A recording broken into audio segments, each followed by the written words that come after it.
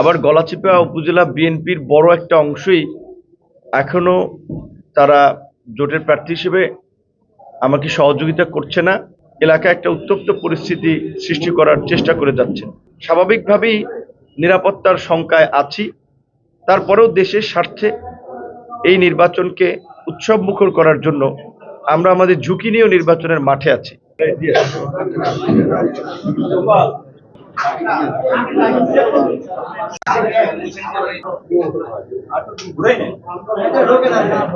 গলাচিপা পৌর বিএনপির সাংগঠনিক সম্পাদক জনাব নিস্তার, তার ডান পাশে গলাচিপা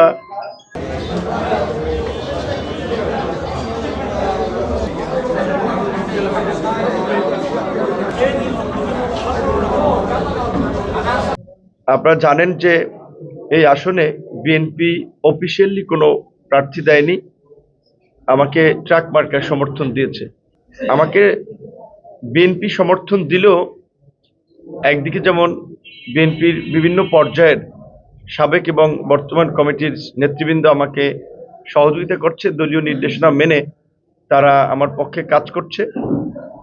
আবার গলাচিপা উপজেলা বিএনপির বড় একটা অংশই এখনো তারা জোটের প্রার্থী হিসেবে আমাকে সহযোগিতা করছে না। ওয়ালটন বিএলডিসি ফ্যান খরচ বাঁচে 65% পর্যন্ত। ওয়ালটন বিএলডিসি ফ্যান ছড়ায় স্বস্তির সবুজ হাওয়া।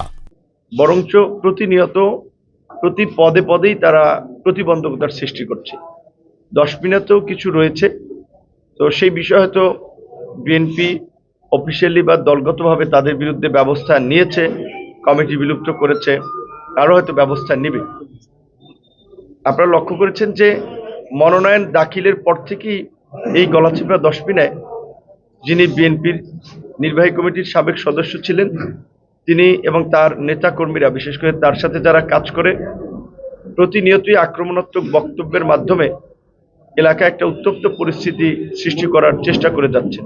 এই জাতীয় নির্বাচনে যেহেতু নির্বাচনের পরিবেশ বানচাল করার জন্য দেশি বিদেশি একটি অপশক্তি কাজ করছে এবং বেশ কিছু প্রার্থীকে এবং প্রার্থীর সাথে কাজ করে এমন কয়েকজন সমর্থককে আপনারা জানেন ঢাকা, চট্টগ্রাম সহ দেশের বিভিন্ন স্থানে হত্যা করা হয়েছে।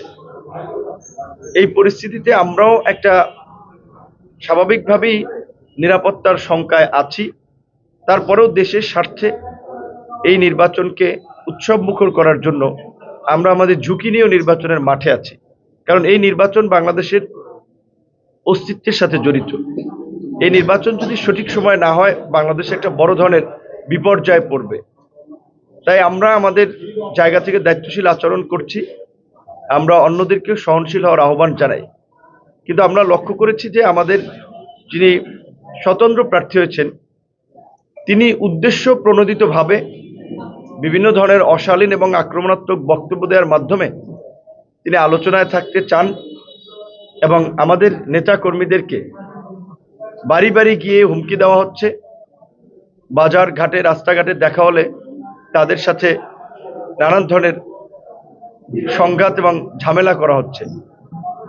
গত পরশুদিন পানপট্টিতে লিফলেট নিয়ে যাওয়ার পথে আমাদের শ্রমিক নেতা রাকিব মোটরসাইকেলে তাকে অতর্কিতভাবে হামলা করে আহত করে এবং তার মোটরসাইকেলটি ভাঙচুর করে।